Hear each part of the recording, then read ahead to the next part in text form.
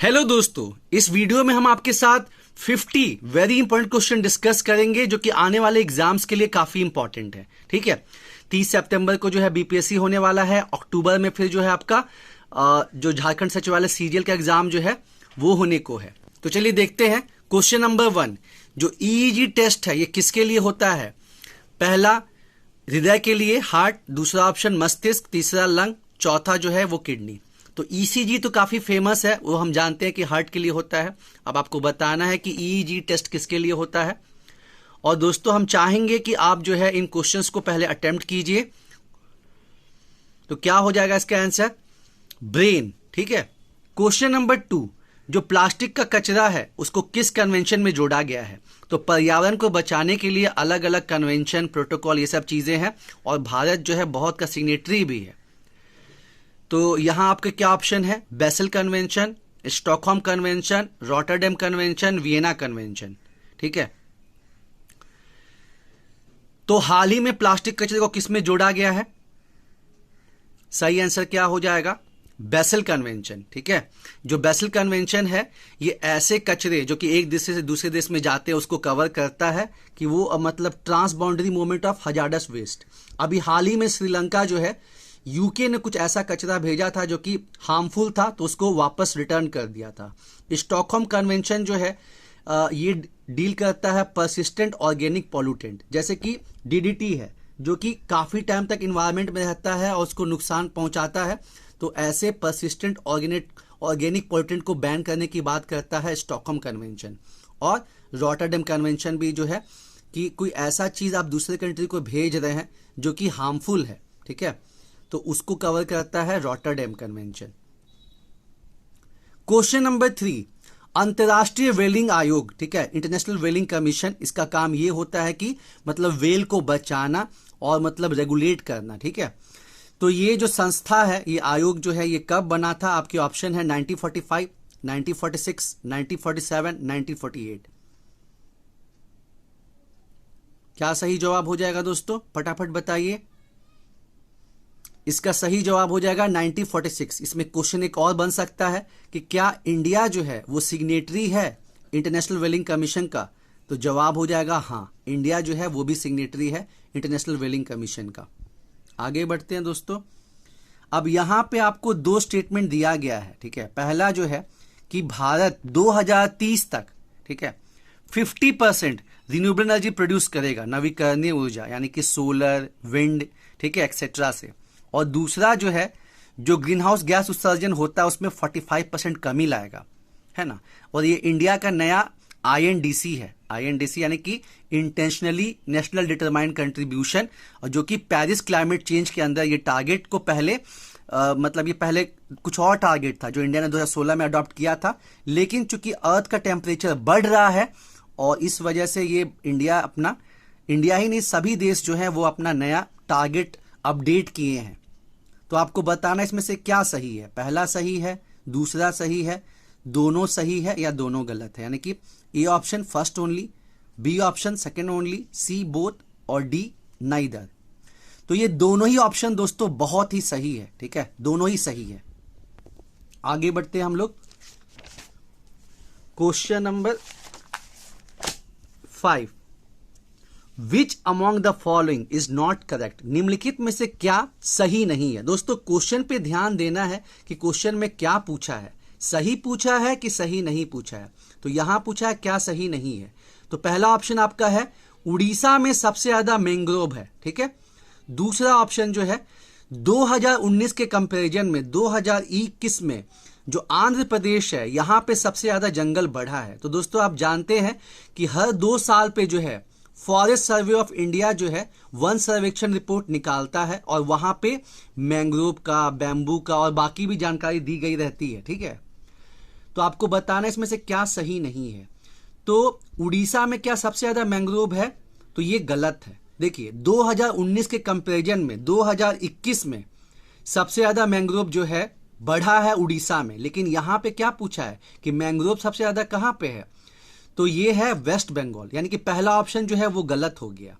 और दूसरा यहां आपको ऑप्शन दिया है कि 2019 के कंपैरिजन में 2021 में आंध्र प्रदेश में सबसे ज्यादा फॉरेस्ट बढ़ा है, तो ये ऑप्शन तो सही है। तो जो क्वेश्चन पूछा गया कि क्या सही नहीं है, इसके हिसाब से क्या जवाब हो जाएगा, ए हो जाएगा। क्वेश्चन नंबर 6, साइट्स, अपने जो वाइल्ड लाइफ प्रोटेक्शन एक्ट है उसको 2022 में संशोधन करके जो है किया गया है, साइट्स के प्रोविजन को इंप्लीमेंट किया गया है। इसमें होता क्या है कि जानवर की जो इलीगल ट्रेडिंग है उसको बैन किया जाता है। तो साइट्स को किस नाम से जानते हैं, किस कन्वेंशन के नाम से जानते हैं? बॉन convention, Washington convention, Vienna convention या नन? तो कोशिश कीजिए दोस्तों, क्या आंसर होगा इसका? इसका सही जवाब हो जाएगा बी, वाशिंगटन कन्वेंशन। इन्वायरमेंट से हर एग्जाम में जो है क्वेश्चन अब ज्यादा पूछा जा रहा है, तो ये सारे क्वेश्चन वीवीआई हैं दोस्तों। क्वेश्चन नंबर 7, भारत में जो टाइगर रिजर्व को मेंटेन करता है, साथ ही साथ 2023 में बिग कैट अलायंस भी जो है इसी अथॉरिटी के द्वारा स्टार्ट हुआ है। तो आपको यह बताना है कि नेशनल टाइगर कंजर्वेशन अथॉरिटी, राष्ट्रीय बाघ संरक्षण प्राधिकरण जो है ये कब बना था? 2003 में, 2005 में, 2006 में, 2007 में। इंडिया में यारो वर्ल्ड का 75% टाइगर पॉपुलेशन जो है वो इंडिया में है। और कौन से स्टेट में सबसे ज्यादा टाइगर है बताइए? एमपी जवाब हो जाएगा। तो जो एनटीसीए है इसको वाइल्ड लाइफ प्रोटेक्शन एक्ट के अंदर ही मतलब बनाया गया, और ये कब बना? दिसंबर 2005 में। ठीक है, आगे बढ़ते हैं। क्वेश्चन नंबर 8, यहां पे आपको टाइगर रिजर्व दिया गया है, यहां पे स्टेट पूछा गया है, आपको मैच करना है। ठीक है, तो पहला ऑप्शन क्या है? गुरु घासीदास टाइगर रिजर्व, दूसरा जो है नामधापा है, तीसरा जो है सिमलीपाल है, और चौथा जो है वो नागरहोल है। और प्रोजेक्ट टाइगर दोस्तों वो 1973 में स्टार्ट हुआ था, और इस साल जो है 50 साल प्रोजेक्ट टाइगर के कंप्लीट हुए हैं। और उसके उपलक्ष्य में इंडिया ने क्या स्टार्ट किया है? जो 7 बिग कैट्स हैं उनको बचाने का जो है मुहिम चलाया गया है, बिग कैट अलायंस। तो चलिए देख लेते हैं स्टेट में क्या क्या है। कर्नाटक, छत्तीसगढ़, उड़ीसा, अरुणाचल प्रदेश। तो सिमलीपाल काफी फेमस है यारो, इसका हो जाएगा उड़ीसा। नागरहोल ये आपका है कर्नाटक। जो नाम ढापा जो है वो है आपका अरुणाचल प्रदेश। और हाल ही में गुरु घासीदास टाइगर रिजर्व कहां बना है? ये बना है आपका छत्तीसगढ़ में। ये सारे क्वेश्चन दोस्तों इंपॉर्टेंट हैं, फिर से देख लेते हैं। जो आपका गुरु घासीदास है ये आपका बना है छत्तीसगढ़ में, न्यूली क्रिएटेड टाइगर रिजर्व है। नामधापा जो है आपका अरुणाचल प्रदेश में है, सिमलीपाल जो है ये आपका उड़ीसा में है, और नागरहोल जो है ये आपका कर्नाटक में है। आगे बढ़ते हैं। आर्द्र भूमि दिवस, कुछ दिवस हैं वो भी हमको जानना जरूरी है, जैसे कि ओजोन प्रोटेक्शन दिवस कब मनाते हैं, पर्यावरण दिवस तो बहुत ही आसान है, सबको को पता है। फिर आपका पृथ्वी दिवस हो गया, जल दिवस हो गया, बायोडायवर्सिटी डे हो गया। ऐसे करके 10-15 कम से कम दिवस हैं जो जानना बहुत इंपॉर्टेंट है दोस्तों। उसी में से एक है आर्द्र भूमि दिवस। कब मनाते हैं? 3 मार्च, 2 फरवरी, 5 जून, 16 सितंबर। ठीक है, तो इसका सही जवाब क्या हो जाएगा दोस्तों? 2 फरवरी। और कौन सा कन्वेंशन है जो कि आर्द्र भूमि का प्रोटेक्शन का बात करता है, काफी इंपॉर्टेंट है, तो वो है आपका रामसर कन्वेंशन। ठीक है, और आप जानते हैं कि भारत की आजादी के उपलक्ष्य में जो रामसर साइट्स हैं उनको बढ़ा के जो है 75 कर दिया गया है। 5 ईयर प्लान हालांकि कंप्लीट हो चुका है, जो 12 था वो 2017 में ही खत्म हो चुका है, लेकिन उसके बावजूद भी देश के विकास में इसका इतना इंपॉर्टेंट रोल रहा है कि हर एग्जाम में क्वेश्चन तो मतलब पूछा ही जाता है। तो उसी तर्ज पे क्वेश्चन नंबर 10 है कि कौन सा 5 वर्षीय योजना है, कौन सा 5 ईयर प्लान है जो कि डीपी धर मॉडल पे बेस्ड है। अलग अलग 5 ईयर प्लान जो है वो अलग अलग मॉडल पे बेस्ड, जैसे कि जो आपका फर्स्ट ईयर प्लान है, पहला 5 वर्षीय योजना, वो हैरोल्ड डोमर मॉडल पे जो है आधारित। जो सेकेंड 5 ईयर प्लान है, ठीक है, हैरोल्ड डोमर में था कि कृषि को ज्यादा इंपॉर्टेंस देना है। जो सेकेंड 5 ईयर प्लान है उसमें पीसी महालनोबिस साहब ने कहा कि भाई बिना इंडस्ट्रियलाइजेशन के, बिना औद्योगिकरण के आप विकास नहीं कर सकते हैं। तो जो सेकेंड 5 ईयर प्लान है वो पीसी महालनोबिस मॉडल पे बेस्ड है। तो उसी तरह आपको बताना है कि कौन सा 5 वर्षीय योजना है जो कि डीपी धर मॉडल पे बेस्ड है। आपके ऑप्शन है ए second, B third, C fourth और डी फिफ्थ। तो तो सही जवाब क्या हो जाएगा दोस्तों? डी। जो फिफ्थ 5 ईयर प्लान है जिसमें गरीबी हटाओ का मतलब ये चीज चलाया गया था और भी कुछ इंपॉर्टेंट प्रोविजन थे, वो आपका डीपी धर मॉडल पे बेस्ड। क्वेश्चन नंबर 11, कौन सी 5 ईयर प्लान है जो कि जॉन मिलर मॉडल पे बेस्ड है? 7th, 8th, 9th, 10th काफी इंपॉर्टेंट है। आप जानते हैं कि 1991 आते आते भारत का जो है बैलेंस ऑफ पेमेंट क्राइसिस, भुगतान संतुलन का प्रॉब्लम हो गया था और इंडिया काफी मुसीबत में फंस गया था। फिर वर्ल्ड बैंक और आईएमएफ के कहने पे जो भारत है उसने अपनी बंद अर्थव्यवस्था को खोला, ओपन अप किया और बहुत सारा स्ट्रक्चरल रिफॉर्म किया गया। जैसे पहले बहुत ज्यादा आयात कर लगता था, उसको घटाया गया। मार्केट जो है विदेशी कंपनी के लिए बंद था, उसको खोला गया। उसके बाद अपने यहाँ मैक्सिमम जो कंपनीज थी वो पीएसयूज थी, तो वहां पे निजी क्षेत्र को, मतलब एक आप टर्म सुनते होंगे एलपीजी, लिबरलाइजेशन, प्राइवेटाइजेशन, ग्लोबलाइजेशन, यानी कि उदारीकरण, निजीकरण, वैश्वीकरण। तो वो जो जॉन मिलर है उसका संबंध 8 5 ईयर प्लान से है। ठीक है, काफी इंपॉर्टेंट है। अब यहां देखिए जैव मंडल, बायोस्फीयर, ठीक है, बायोस्फीयर दिया गया है। इसके पहले हमने टाइगर रिजर्व देखा था। और जैव मंडल का जो है ये प्रोग्राम स्टार्ट हुआ था किसके द्वारा? यूनेस्को के द्वारा, मैन एंड बायोस्फीयर प्रोग्राम। ये पूछता भी है, जैसे कोई भी सरकार जो है अपने यहाँ national park, wild life sanctuary बना सकती है, लेकिन जब उसको जैव मंडल बनाना होता है तो यूनेस्को को इन्फॉर्म भी करना पड़ता है। ठीक है, तो यहाँ पे देखिए क्या क्या नाम है जैव मंडल के, बायोस्फीयर के: नॉकरेक, डिब्रू सैखोवा, दिहांग दिबांग, पचमढ़ी। और यहाँ पे आपके क्या है? अरुणाचल प्रदेश, आसाम और मेघालय, और यहाँ पे आपके एमपी। ठीक है, तो नौकरी का क्या हो जाएगा दोस्तों? नौकरी जो है आपका मेघालय में है, जो पचमढ़ी जो है वो एमपी में है, और यहाँ पे जो डिब्रू सैखोवा है ये आपका जो है आसाम में है, और जो दिहांग दिबांग है ये आपका अरुणाचल प्रदेश में है। आइए एक बार फिर से इस क्वेश्चन को देख लेते हैं। यहाँ पे आपको जैव मंडल है, यहाँ पे आपको राज्य है। तो नौकरेक है, डिब्रू सैखोवा है, दिहांग दिबांग है, पचमढ़ी है, यहाँ पे आपका अरुणाचल प्रदेश है, आसाम है, मेघालय है, एमपी है। तो नौकरेक का हो जाएगा मेघालय, डिब्रू सैखोवा आपका हो जाएगा आसाम, दिहांग दिबांग का अरुणाचल प्रदेश, पचमढ़ी का एमपी। चलिए आगे बढ़ते हैं दोस्तों। उम्मीद है आपको ये क्वेश्चन बढ़िया लग रहा होगा, आंसर भी बढ़िया लग रहा होगा। अब एक फिर से 5 ईयर प्लान पे क्वेश्चन है कि जो गडगिल फॉर्मूला है ये किस 5 ईयर प्लान में आया था? 2nd 5 year plan, 4th 5 year plan, 5th या 6th? तो सही जवाब हो जाएगा चौथी पंचवर्षीय योजना में। क्वेश्चन नंबर 14 अगेन जो है ये 5 ईयर प्लान पे बेस्ड क्वेश्चन है और ये बीपीएससी में पूछ चुका है। किस 5 ईयर प्लान में जो फोकस है वो मानव संसाधन विकास यानी कि ह्यूमन रिसोर्स डेवलपमेंट पे रहा? 7th, 8th, 9th या 10th? तो सही जवाब क्या हो जाएगा दोस्तों? सही जवाब हो जाएगा आपका इसमें 8 5 ईयर प्लान। क्वेश्चन नंबर 15 बहुत इंपॉर्टेंट क्वेश्चन है। जो पंचवर्षीय योजना है दोस्तों 5 ईयर प्लान, उसमें 3 बार ब्रेक लिया गया है। प्लान हॉलिडे पहली बार जो ब्रेक लिया गया, सेकेंड टाइम में रोलिंग प्लान, और एक और है आपका एनुअल प्लान। तो जब 5 ईयर प्लान में कुछ प्रॉब्लम आ जाता है, हम किसी वजह से टारगेट को अचीव नहीं कर पा रहे थे, तो उस समय हम ब्रेक लिए थे। तो जो पहला ब्रेक हुआ था प्लान हॉलिडे, ठीक है, तो ये कब हुआ था? जब नेहरू जी का डेथ हो जाता है, भारत जो है फूड क्राइसिस से गुजरता है, चाइना के साथ तो युद्ध हुआ ही था उस समय, फिर पाकिस्तान भी जो है अटैक करता है, तो इसके वजह से जो है 5 ईयर प्लान को रोक दिया जाता है। और योजना अवकाश तो ये 3 साल का रहता है, 1966 से लेकर 69, ठीक है, तो उसको हम कहते हैं योजना अवकाश। दूसरा टाइम जो होता है आपका जब जनता पार्टी गवर्नमेंट फॉर्म में आती है तब, ठीक है, और वो जो है पहले से इंदिरा गांधी का जो 5 ईयर प्लान चल रहा था उसको रोक देती है और रोलिंग प्लान स्टार्ट करती है। तो ये क्वेश्चन नंबर 16 में पूछा गया है कि रोलिंग प्लान किसको कहते हैं, कौन से टाइम पीरियड को? 1966 से 69, 78 से 80, 1990 से 92 या नन? तो अभी तो हमने देख लिया कि जो है प्लान हॉलिडे योजना अवकाश जो है वो आपका ये फर्स्ट वाला था।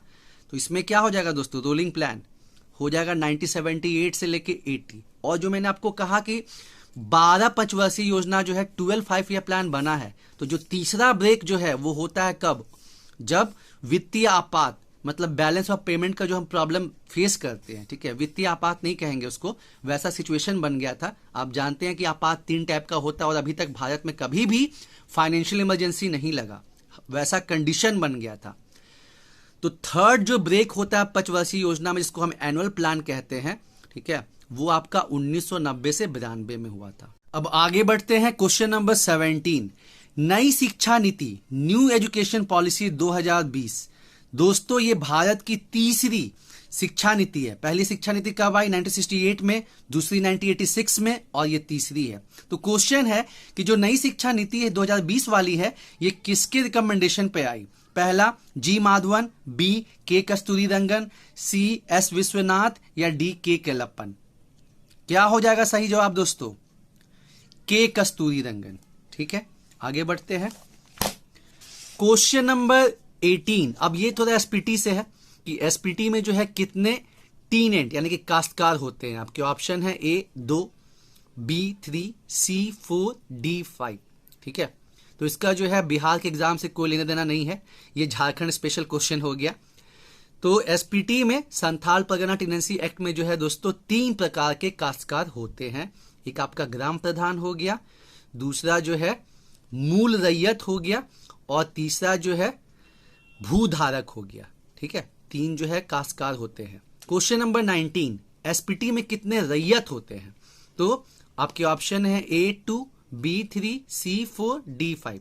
और हाँ, ध्यान रखिएगा, अगर यहां पे CNT पूछ दिया होता कि CNT में कितने काश्तकार होते हैं, तो जवाब हो जाता आपका कितना? 4।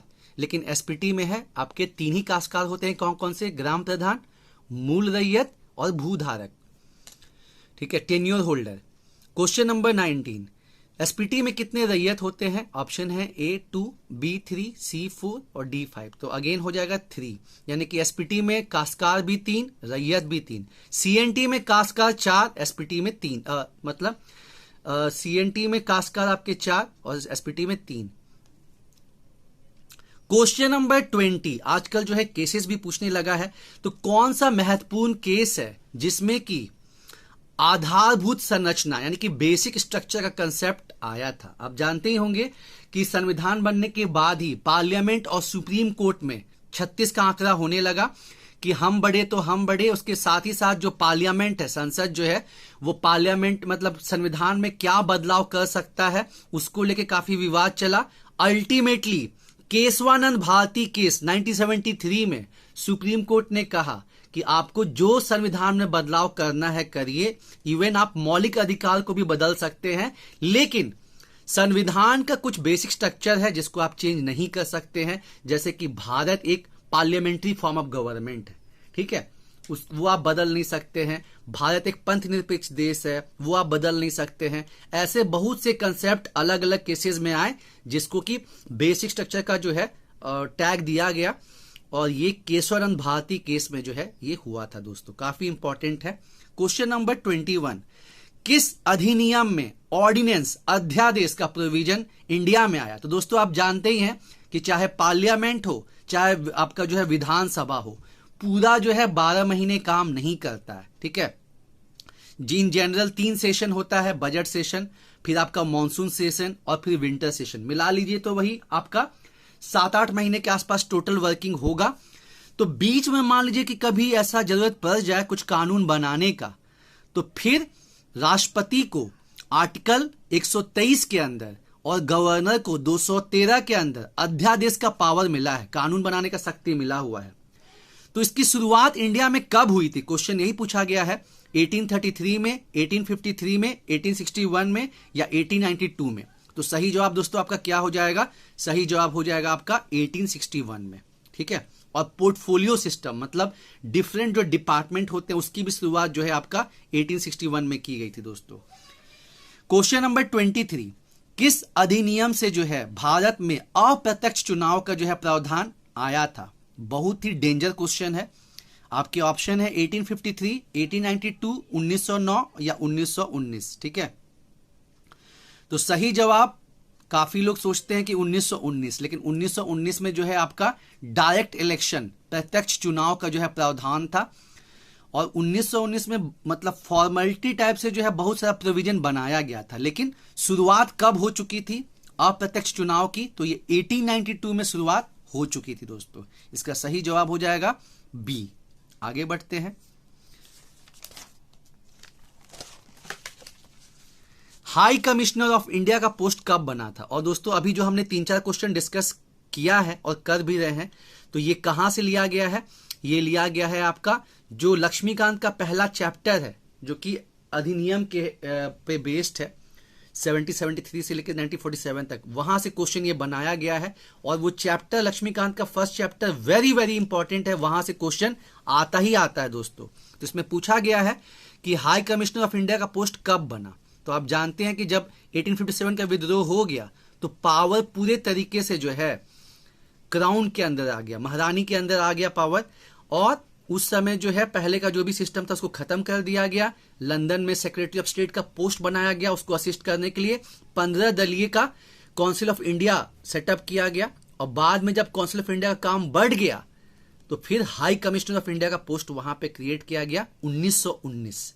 दोस्तों ये 1909, 1919, 1935 ये सब बहुत इंपॉर्टेंट है, इसके प्रोविजंस को आपको बहुत अच्छे से याद रखना है। अब चलिए अगेन ये झारखंड स्पेसिफिक क्वेश्चन है कि भंडारी यानी कि संदेश वाहक जो है वो किस सिस्टम में होते हैं? मांझी परगना, पढ़ा पंचायत, मुंडा मानकी, ढोकलो सोहोर। तो ये दोस्तों मैं आपको होमवर्क देता हूं, ये आपको करना है कि जो भंडारी हैं संदेश वाहक ये किस सिस्टम के पार्ट होते हैं। जो जनजाति है उसका अपना पंचायती व्यवस्था सिस्टम रहता है दोस्तों, जैसे संथालू का मांझी परगना है, उड़ाव का पढ़ा पंचायत है, ठीक है, खड़िया का जो है ढोकलो सोहोर है। तो क्वेश्चन नंबर 25, करटाहा जो है ये किस सिस्टम में बहुत अहम भूमिका निभाते हैं? मांझी परगना सिस्टम, पढ़ा पंचायत, मुंडा मानकी या ढोकलो सोहोर? क्या जवाब हो जाएगा यारो? इसका सही जवाब हो जाएगा डी, ढोकलो सोहोर व्यवस्था, जो कि खड़िया जनजाति का है। आगे इस क्वेश्चन में काफी स्टूडेंट कंफ्यूज होते हैं कि जो लोकसभा का स्पीकर है उसका इलेक्शन डेट कौन निर्धारित करता है? इलेक्शन कमीशन ऑफ इंडिया, निर्वाचन आयोग, राष्ट्रपति साहब, पीएम साहब या चीफ जस्टिस ऑफ इंडिया साहब? कौन करते हैं? तो क्या सही जवाब हो जाएगा बताइए? इसमें लोग सोचते हैं कि शायद इलेक्शन कमीशन ऑफ इंडिया, लेकिन सही जवाब जो है कि लोकसभा के स्पीकर का जो इलेक्शन डेट जो है वो कौन निर्धारित करते हैं? तो राष्ट्रपति, प्रेसिडेंट। क्वेश्चन नंबर 27 बहुत ही प्यारा क्वेश्चन है और काफी लोग जब इस क्वेश्चन को दिया गया था तो काफी लोग कंफ्यूज हो गए थे कि मई 2023 में अब किस ग्रह का सबसे ज्यादा सैटेलाइट यानी कि मून है? आपके ऑप्शन है जुपिटर, सैटर्न, मार्स और वीनस। तो आप जानते हैं कि सबसे बड़ा जो ग्रह है वो जुपिटर है। और फरवरी 2023 में जुपिटर में मतलब जैसे होता है ना कि खोज तो अभी चल ही रही है, मतलब एक्सप्लोरेशन चल रहा है, तो जुपिटर का और जो है 12 सैटेलाइट पता चल गया था। तो सैटर्न को पीछे करते हुए फरवरी 2023 में जुपिटर जो है सबसे ज्यादा 95 मून वाला प्लैनेट बन गया था। लेकिन मई 2023 में क्या हुआ, सैटर्न मतलब बहुत सारा जो है वो उसका मून मिल गया, टोटल संख्या 145 हो गया और ये फिर से सबसे ज्यादा मून वाला प्लैनेट बन चुका है दोस्तों। ठीक है, तो ध्यान रखिएगा, अगर यहां पे फरवरी दिया हो, फरवरी 2023 तो जुपिटर हो जाएगा, लेकिन अगर मई का दिया हो तो आपका फिर आंसर सैटर्न हो जाएगा, या फिर करंट का भी पूछ ले तो आंसर सैटर्न हो जाएगा। अब देखिए क्वेश्चन नंबर 28, 30x30 टारगेट किससे संबंधित है? मतलब 30% जो लैंड जो कि मरुस्थलीकरण हो चुकी है उसको रिक्लेम करना है, प्लस 30% जो कोस्टल सिस्टम है उस जो खराब हो चुका है उसको भी रिक्लेम करना है। तो ये टारगेट कहां अपनाया गया था? बहुत बहुत इंपॉर्टेंट है दोस्तों। कोप 27 के बैठक इजिप्ट में, कोप 15 का बैठक जो है आपका कनाडा में हुआ था वहां, कोप 19 का बैठक पनामा या नन। तो दोस्तों बायोडायवर्सिटी सीबीडी का बैठक जो है वो कनाडा मॉन्ट्रियल में हुआ था और कोप 15 में ही जो है 30x30 टारगेट को जो है अपनाया गया है। और ये वेरी वेरी इंपॉर्टेंट क्वेश्चन है यारो, बहुत इंपॉर्टेंट है। ठीक है, साइट्स की बैठक हुई थी पनामा में और इजिप्ट में तो आप जानबे करते हैं UNFCCC। क्वेश्चन नंबर 29, किगाली संशोधन से जो है किसके प्रोडक्शन को खत्म करना है? ठीक है, तो आपके ऑप्शन है CFC, मरकरी, HFC या H2SO4। बहुत ही डेंजर क्वेश्चन है, काफी लोगों ने इस क्वेश्चन में गलती की थी जब हमने टेस्ट लिया था। तो इसका सही जवाब दोस्तों क्या हो जाएगा बताइए? किसी ने CFC कर दिया था, किसी ने मरकरी कर दिया था। इसका सही जवाब है, कुछ लोगों ने ही जो है सही जवाब दिया था, आपका हाइड्रोफ्लोरोकार्बन, HFC। ठीक है, HFC जो है इसको किगाली अमेंडमेंट से, ठीक है, और जुटना कहाँ चाहिए था, जुटना चाहिए था इसको क्योटो प्रोटोकॉल वाला जो चीज था, यानी कि पेरिस क्लाइमेट चेंज में आना चाहिए था, लेकिन अमेरिका के प्रेशर में ये कहाँ हुआ, किगाली संशोधन से जो HFC को खत्म करना है, इसको ऐड किया गया मॉन्ट्रियल प्रोटोकॉल में। मॉन्ट्रियल प्रोटोकॉल दोस्तों पर्यावरण का अब तक का सबसे सफलतम प्रोटोकॉल है, और ये ओजोन में जो छेद हो गया था उसको मतलब फिलअप करने के लिए है।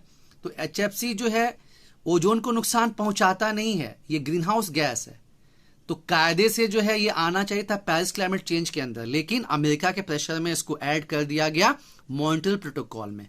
तो जो किगाली संशोधन हुआ है, ये अलग अलग मतलब जो विकसित कंट्री हैं उनको जल्दी टारगेट दिया गया है, जो विकासशील कंट्री हैं उनको टाइम मिला है कि क्योंकि HFC का जो है बहुत ज्यादा यूज होता है आपका रेफ्रिजरेटर ये सब चीज में।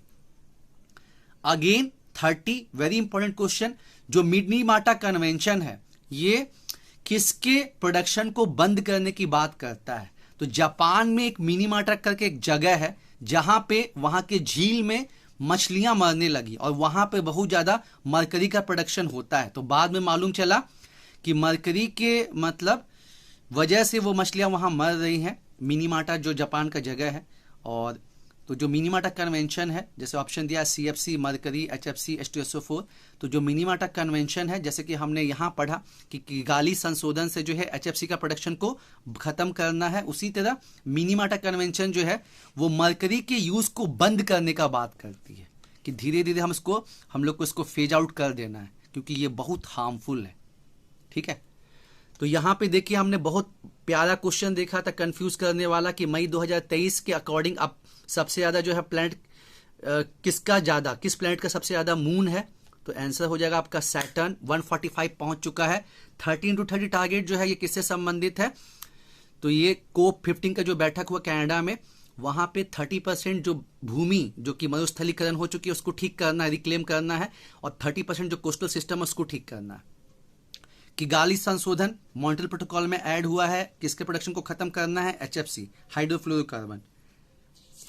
और मिनीमाटा आपका हो गया मरकरी से। अब एक कछुआ है दोस्तों जो अमेरिका से जब वहां पे ठंड पड़ने लगती है तो 14,000 किलोमीटर की दूरी तय करके उड़ीसा के पास आता है और अंडा अपना देता है, जिसका नाम है ओलिव रिडली टर्टल। उसी तरह साइबेरिया में जब बहुत ठंड पड़ती है तो साइबेरियन जो क्रेन है वहां से फ्लाई करके आती है। तो ये जो प्रवासी माइग्रेटरी स्पीसीज होते हैं इसको किस कन्वेंशन से बचाया जाता है, Budapest convention, sites convention, Vienna convention या बॉन कन्वेंशन। अब इन्वायरमेंट का बहुत ज्यादा क्वेश्चन दोस्तों पूछा जाता है और वो काफी अगर आप अच्छे से नहीं पढ़े रहेंगे तो बनाना काफी मुश्किल होता है। तो सही जवाब क्या हो जाएगा, बॉन कन्वेंशन। इसको कन्वेंशन ऑन माइग्रेटरी स्पीसीज भी कहते हैं। जैसे कि हमने कछुआ की बात की, साइबेरियन क्रेन की बात की, जो दूसरे देश से आते हैं तो उनको बचाना जरूरी है। अब है क्वेश्चन नंबर 32। सही ऑर्डर में आपको सजाना है। यहाँ पे पर्यावरण के बहुत इंपॉर्टेंट एक्ट दिए हैं। ये जल प्रदूषण को रोकने वाला एक्ट है जो कि कब आया था आपका 1974 में। वाइल्ड लाइफ प्रोटेक्शन एक्ट कब आया था 1972 में। एयर पॉल्यूशन वायु प्रदूषण को रोकने वाला एक्ट आया था 1981 में। और फॉरेस्ट कंजर्वेशन एक्ट 1980 में। तो दोस्तों ये सब जो है बहुत ही इंपॉर्टेंट अधिनियम है और आपको इनका ईयर तो ध्यान में रखना ही रखना है। तो आपको ईयर पता रहेगा तो फिर काम आपका जो है बन गया। तो सबसे पहले हो गया आपका वाइल्ड लाइफ प्रोटेक्शन एक्ट, वन्य जीव संरक्षण अधिनियम 1972। उसके बाद हो गया आपका वाटर पोल्यूशन कंट्रोल एक्ट 1974। उसके बाद हो गया आपका फॉरेस्ट कंजर्वेशन एक्ट, वन संरक्षण अधिनियम 1980। और फिर आपका हो गया एयर पोल्यूशन कंट्रोल एक्ट 1981। लेकिन दोस्तों हुआ क्या कि जब भोपाल गैस ट्रेजेडी हो गया तो ये एक्ट्स जो है उसका मतलब नाकामी सामने आया। तो उसके बाद भारत सरकार जो है 1986 में पर्यावरण संरक्षण अधिनियम इन्वायरमेंट प्रोटेक्शन एक्ट जो है वो सामने लेके आई। ठीक है, जो कि अम्ब्रेला एक्ट है जितना भी पर्यावरण का संबंधित है। अब देखिए एक बहुत ही प्यारा क्वेश्चन है, इसमें भी काफी स्टूडेंट्स ने गलती करी थी जब मैंने टेस्ट लिया था तब। सेंट्रल पोल्यूशन कंट्रोल बोर्ड केंद्र प्रदूषण नियंत्रण जो है इसका गठन कब हुआ था, प्राधिकरण का, ठीक है, सीपीसीबी का। ईपीए इन्वायरमेंट प्रोटेक्शन एक्ट के थ्रू, वन्यजीव संरक्षण अधिनियम के थ्रू, इन दोनों के थ्रू या नन। इसमें बहुत से स्टूडेंट जो है टेस्ट के दौरान फंस गए थे। सीपीसीबी का जो गठन है दोस्तों, ये आपका हुआ था जो हमने जल प्रदूषण वाटर पोल्यूशन कंट्रोल एक्ट जो देखा था ना, उसके अंतर्गत जो है सीपीसीबी। तो इसका जो सही जवाब है वो क्या हो जाएगा, नन हो जाएगा दोस्तों। बहुत इंपॉर्टेंट क्वेश्चन है। अगेन आपका एक झारखंड स्पेसिफिक क्वेश्चन कि जो झारखंड स्टेट बायोडायवर्सिटी रूल है, झारखंड राज्य जैव विविधता नियम, ये कब बना था। तो दोस्तों पहले आप ये जान जाइए कि सेंट्रल स्तर पे जो है नेशनल बायोडायवर्सिटी जो है, ठीक है, उसका अधिनियम कब आया था, 2002 में। एक चीज और यहां पे ध्यान देना है कि जो जैव विविधता का जो अथॉरिटी है वो न्यू दिल्ली में उसका हेडक्वार्टर नहीं है, उसका हेडक्वार्टर है चेन्नई में। अब जाहिर सी बात है कि सेंटर कोई अधिनियम लाएगा तो उसको फिर पालन करने के लिए स्टेट को अपने यहाँ रूल बनाना पड़ेगा। तो 2002 में सेंटर पे आया। अब यहां से आपसे पूछा गया है कि झारखंड कब नियम बनाया, 2006, 2007, 2008 या 2009। तो सही जवाब दोस्तों क्या हो जाएगा, 2007। ठीक है, आगे बढ़ते हैं। क्वेश्चन नंबर 35 पॉलिटी का है कि जो समाजवाद है, धर्मनिरपेक्ष, ये जो शब्द हैं ये स्टार्टिंग में संविधान में नहीं थे, तो इनको बाद में किस संशोधन से जोड़ा गया है, 38, 40, 42 या 44? बताइए दोस्तों क्या आंसर होगा। तो सही जवाब हो जाएगा इसका 44 ना 42, ठीक है, 42 हो जाएगा। 42वें संशोधन से जो है, जिसको मिनी कॉन्स्टिट्यूशन भी कहते हैं क्योंकि इतना सारा बदलाव किया गया है, ठीक है, और इसी संशोधन से जो है 42वें संशोधन से आपको फंडामेंटल ड्यूटी, मौलिक कर्तव्य, किस कमेटी के रिकमेंडेशन पे, स्वर्ण सिंह कमेटी के रिकमेंडेशन पे जो है ऐड किया गया। बहुत इंपॉर्टेंट है। आगे बढ़िए। Question number 36, right to property, संपत्ति का अधिकार, इसको किस संशोधन से हटाया गया। तो दोस्तों हो क्या गया था, जब अंग्रेज गए थे तो 7% जमींदार के पास 60% जमीन हो गई थी, और जब सरकार उनको बोली कि भाई आपके पास इतना जमीन है और यहां करोड़ों लोग हैं जिनके पास जमीन ही नहीं है, तो थोड़ा डिस्ट्रीब्यूट करिए, तो जमींदार बार बार जो है वो कोर्ट चले जा रहे थे। तो पहले संशोधन से जो है भूमि सुधार वाली चीजों को 9वीं अनुसूची में डाला गया, और लेटर ऑन जब प्रॉब्लम कंटिन्यू ही रहा तो फिर 1978 में जो है 44वें संशोधन से जो है राइट टू प्रॉपर्टी को फंडामेंटल राइट की कैटेगरी से हटा दिया गया और एक लीगल राइट बनाया गया आर्टिकल 300A के अंदर, 300A के अंदर। ठीक है, तो ईयर भी आपको याद रखना है 1978, और कौन सा संशोधन 44। अब यहां देखिए 37, भारत ने किस वर्ष तक टीबी को खत्म करने का लक्ष्य रखा है, 2024, 2025, 2030, 2035। यहां पे स्टूडेंट कंफ्यूज हो जाते हैं 2030, 2025 में। तो याद रखिएगा कि जो मलेरिया है इसको खत्म करना है 2030 तक, लेकिन जो टीबी है उसके लिए इंडिया बहुत वर्कआउट कर रहा है, तो उसको खत्म करना है 2025 तक। हालांकि कोविड आने की वजह से जो है काफी प्रयास, मतलब चाहे एड्स के लिए हो चाहे टीबी के लिए हो, मतलब काफी जो है दिक्कत, प्रॉब्लम फेस करना पड़ा है, पर वही है, देखते हैं अब इंडिया कितना कर पाता है। तो इंडिया जो है टीबी को खत्म करने का लक्ष्य रखा है 2025 और मलेरिया को 2030। यहां पे एक चीज और बताना चाहेंगे जो झारखंड स्पेसिफिक है कि झारखंड सरकार 1 साल पहले यानी कि 2024 टारगेट रखी है टीबी को खत्म करने का। तो क्वेश्चन अगर झारखंड के एग्जाम में पूछ दिया जाए कि झारखंड सरकार जो है किस वर्ष तक टीबी को खत्म करने का लक्ष्य रखी है, तो 1 साल पहले। भारत सरकार का 2025 टीबी का लक्ष्य है और मलेरिया का जो है वो आपका 2023 है। बाकी एक और चीज है, कुष्ठ रोग, लेप्रोसी को खत्म करने का लक्ष्य जो है वो रखा गया है 2027। ठीक है, ये भी क्वेश्चन पूछ सकता है कि भारत ने किस वर्ष तक लेप्रोसी यानी कि कुष्ठ रोग को जो है खत्म करने का लक्ष्य रखा है। तो यहां हो जाएगा आपका 2027। Question number 39, again very important question. चूंकि आप जानते हैं कि जहां पे अपॉइंटमेंट ट्रांसपेरेंट नहीं होता है तो उन ऑफिसर्स का जो झुकाव है तो वो थोड़ा बहुत जो है सरकार की तरफ रहता ही रहता। तो इलेक्शन कमिश्नर के नियुक्ति को ट्रांसपेरेंट बनाने के लिए सुप्रीम कोर्ट ने मार्च 2023 में सरकार को यह गाइडलाइन दिया कि आप एक सिलेक्शन कमेटी बनाइए, उसमें जो है 3 मेंबर होंगे। तो आपको बताना कि कौन उसमें शामिल नहीं रहेगा, chief justice of India, PM, speaker या लीडर ऑफ ऑपोजिशन। तो देखिए सुप्रीम कोर्ट ने तो कहा था कि उसमें सीजीआई, पीएम और लीडर ऑफ ऑपोजिशन होंगे, लोकसभा के स्पीकर नहीं होंगे। लेकिन सरकार को जो है इससे प्रॉब्लम कि भाई चीफ जस्टिस भी रहेंगे तो हम कैसे अपना मनमानी कर पाएंगे। तो सरकार फिर जो है एक नया बिल लेके आई और इसमें जो है अब वो क्या कर रही है, सीजीआई को जो है हटा रही है। तो यहां पे हालांकि क्वेश्चन हो जाएगा स्पीकर कि स्पीकर जो है जो सुप्रीम कोर्ट ने गाइडलाइंस दिया था उसमें स्पीकर शामिल नहीं रहेंगे।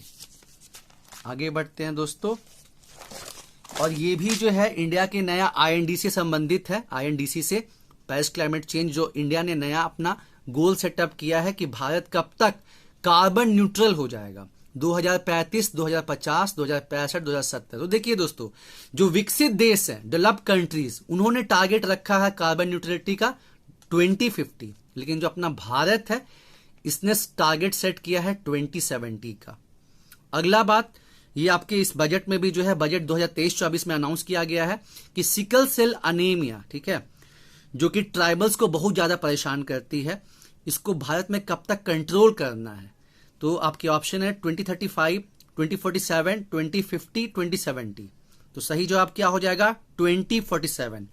और दोस्तों ये साल जो है अमृत काल कंप्लीट होगा, यानी कि भारत अपना 100 ईयर्स कंप्लीट करेगा आजादी का। और भारत ने यह भी तय किया है कि उसको अभी बहुत ज्यादा विदेशी मुद्रा खर्च करना पड़ता है, फॉरेन एक्सचेंज। किस लिए, 80% जो अपना एनर्जी नीड है, नेचुरल गैस, पेट्रोलियम, ये सब हम लोग इंपोर्ट करते हैं। तो भारत जो है सेल्फ सफिशिएंट और इंडिपेंडेंट, एनर्जी इंडिपेंडेंट होने का भी जो लक्ष्य है वो 2047 रखा है। तो यहां कंफ्यूज नहीं होना है, टेस्ट में तो कंफ्यूजन काफी हो गया था स्टूडेंट्स को कि भारत कब तक कार्बन न्यूट्रल बनेगा, 2070 तक। सिकल सेल अनेमिया कब तक खत्म करना है, 2047 तक। साथ ही साथ भारत को कब तक एनर्जी इंडिपेंडेंट बनना है, 2047।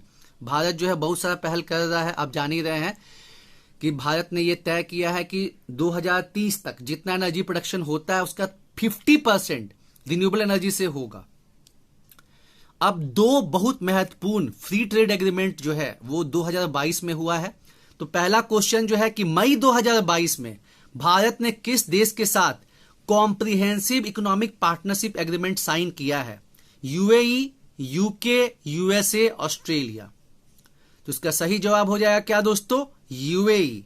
और फिर दिसंबर 2022 ने भारत ने किसके साथ, एक्टा, अगेन ये फ्री ट्रेड एग्रीमेंट की तरफ कदम है, किसके साथ साइन किया, आपके ऑप्शन है यूएई, यूके, यूएसए, ऑस्ट्रेलिया। तो सेपा साइन हुआ है यूएई के साथ, और जो एक्टा है ये साइन किया गया है ऑस्ट्रेलिया के साथ। दोस्तों आप जान ही रहे हैं कि चाइना को काउंटर करने के लिए अब जो है ऑस्ट्रेलिया, अमेरिका, इंडिया, जापान, ये सब कंट्री जो है काफी मजबूती से नजदीक आ रहे हैं। क्वेश्चन नंबर 44, 2023-24 में, और एक बहुत फेमस क्वेश्चन रहता है राजकोषीय घाटा का, ठीक है, फिस्कल डेफिसिट का। बीपीएससी में तो लास्ट ईयर एक में परसेंटेज में पूछा था, एक में जो है अमाउंट पूछा था, ठीक है। तो यहां पे पूछा गया कि इंडिया का फिस्कल डेफिसिट, राजकोषीय घाटा बताइए, ये भारत, मतलब जो भारत की अर्थव्यवस्था होती है तो सरकार कैसे उसको मैनेज कर रहा है, सरकार का क्या बोरोइंग है, तो उस चीज को दिखाता है। और बाहर की कंपनी जब इन्वेस्ट करती है तो वो देखती है कि देश का जो है राजकोषीय घाटा कैसा है। तो क्या लक्ष्य रखा गया, 6.8%, 6.4%, 5.9%, 5.5%। तो सही जवाब क्या हो जाएगा दोस्तों, 2023-24 के लिए टारगेट रखा गया है 5.9% का। और ये जिनका बीपीएससी का एग्जाम है वो जरूर से देख के जाए कि बिहार बजट में जो है क्या लक्ष्य रखा गया है, और झारखंड का तो खैर हमें पता ही है 2.76% रखा गया है राजकोषीय घाटा। आगे बढ़ते हैं, क्वेश्चन नंबर 45, इंडिया में जो सकल घरेलू उत्पाद है, ग्रॉस डोमेस्टिक प्रोडक्ट, इसका डेटा कौन पब्लिश करता है, सीएसओ, एनडब्ल्यूएसओ, एनएसओ या आईएलओ। तो दोस्तों 2019 तक सीएसओ और एनएसएसओ अलग अलग अपना काम करते थे। ये डेटा लेके आता था और ये पब्लिश करता था संस्था। 2019 में दोनों को कंबाइन कर दिया गया। तो अब जो भी है प्रति व्यक्ति आय, आईआईपी, सकल घरेलू उत्पाद, मतलब देश का 80% या 85% जो इंपॉर्टेंट डेटा है वो कौन पब्लिश करता है? एनएसओ। ठीक है, जान जाइए। और सीएसओ एनएसएसओ का मर्जर कब हुआ? 2019 में। क्वेश्चन नंबर 46, 2021-22 में इंडिया का सबसे बड़ा ट्रेडिंग पार्टनर कौन रहा?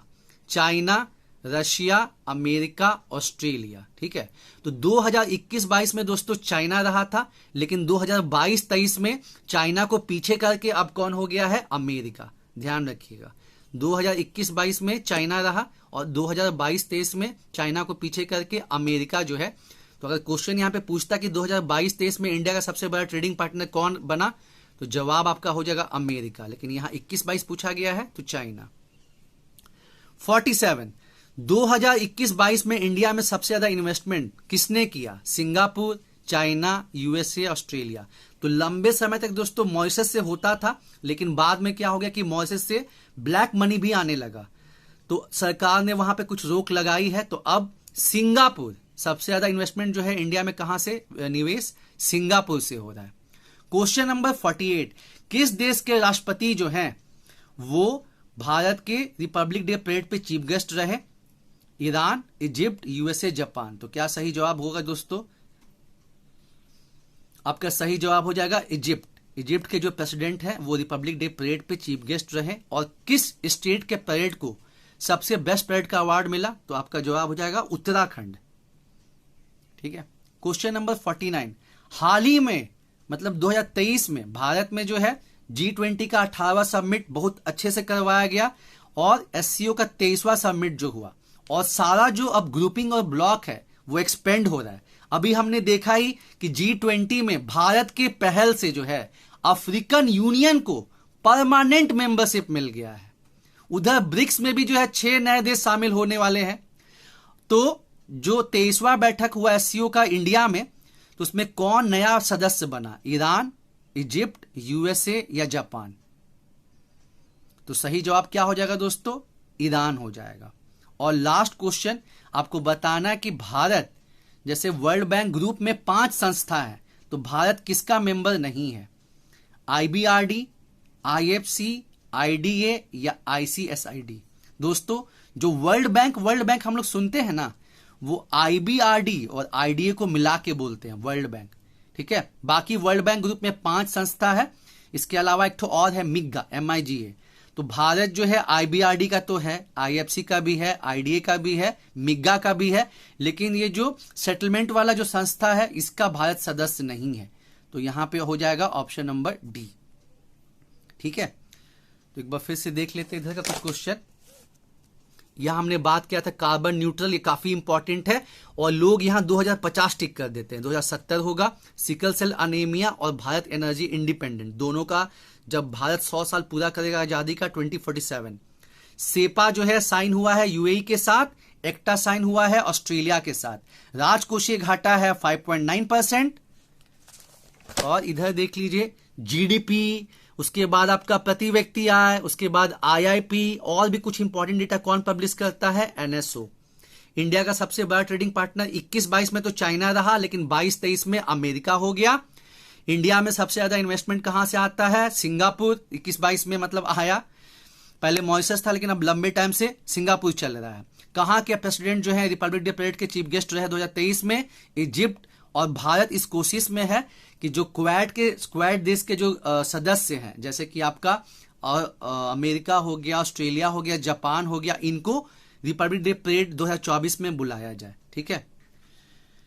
और एससीओ में नया सदस्य कौन ऐड हुआ है? ईरान 9वां सदस्य बना है। और इंडिया किसका मेंबर नहीं है? आईसीएसआईडी। तो दोस्तों उम्मीद है आपको ये सुपर 50 क्वेश्चन पसंद आया होगा। ये आने वाले बीपीएससी, जेपीएससी और जो भी एग्जाम होने वाले हैं, झारखंड सचिवालय, सीडीपीओ, वो सब के लिए काफी इंपॉर्टेंट क्वेश्चन है दोस्तों। ठीक है, हम आगे और भी ऐसे इंपॉर्टेंट क्वेश्चन आपके लिए लेके आएंगे और जम के हम लोग को मेहनत करनी है, क्योंकि हर एग्जाम में जो कट ऑफ है वो हर साल बढ़ते ही जा रहा है। बस यूपीएससी एक तो एक्सेप्शन है, बाकी हर एग्जाम में कट ऑफ बढ़ते जा रहा है। तो हम लोग को भी जम के मेहनत करनी है ताकि हम लोग आसानी से कट ऑफ क्रॉस कर सके। धन्यवाद।